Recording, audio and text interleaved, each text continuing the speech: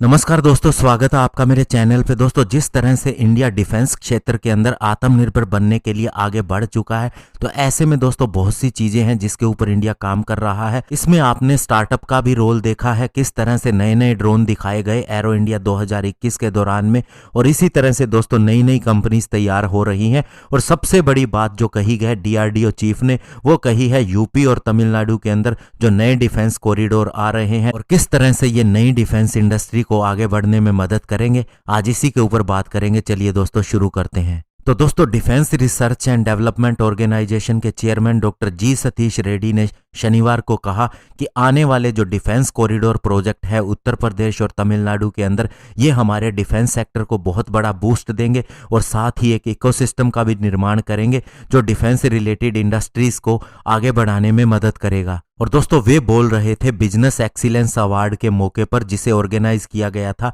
Andhra chamber of commerce के द्वारा, यानी कि आंध्र प्रदेश की संस्था के द्वारा। और यहाँ उन्होंने कहा कि गवर्नमेंट जिस तरह से इनिशिएटिव ले रही है और इन इंडस्ट्रीज को सपोर्ट कर रही है इतने बड़े लेवल पे, और ये इन्हें बढ़ावा देगा आने वाले समय में, जिससे कि नए इनोवेटिव प्रोडक्ट सामने आ सकें। साथ ही उन्होंने स्टार्टअप का उदाहरण दिया कि किस तरह से गवर्नमेंट नई नई स्कीम्स लॉन्च कर रही है इन स्टार्टअप को बढ़ावा देने के लिए, और इसका रिजल्ट भी सामने आ रहा है। और साथ ही उन्होंने कहा कि ऐसे में जो आंध्रा चैम्बर ऑफ कॉमर्स यानी कि ACC है, इसका रोल भी बहुत इंपॉर्टेंट हो जाता है। स्पेशली ये अवेयरनेस क्रिएट करने के अंदर बहुत बड़ा मदद करती है। और दोस्तों, आपको बता दें कि इस चैम्बर ने अपने 5th एडिशन के प्रोग्राम का ऑर्गेनाइजेशन किया था वर्चुअली, और इसके अंदर 5 लोगों को अवार्ड भी दिया गया स्पेशली बिजनेस फील्ड के अंदर उनके कंट्रीब्यूशन के लिए। और इसके अंदर शामिल थे पोनी कंसेसो, जिसका कंट्रीब्यूशन है आर्किटेक्चर के अंदर। इसके अलावा VMM प्रसाद, जो कि रूरल एजुकेशन के अंदर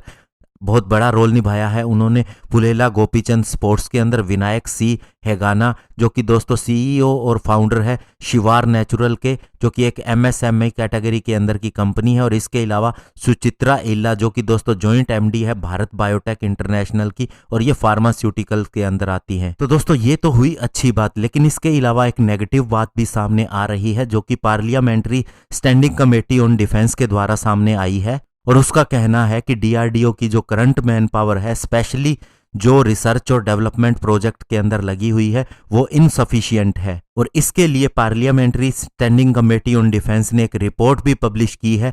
और इसके लिए डिफेंस मिनिस्ट्री ने रिप्लाई करते हुए इस कमेटी को कहा है कि आपकी बात ठीक है, लेकिन अप्रैल 24 को हमने ऑलरेडी अप्रूव कर दिया है एक प्रपोजल को, जो कि 436 पोस्ट नई मैन पावर को शामिल करने के लिए जारी करता है।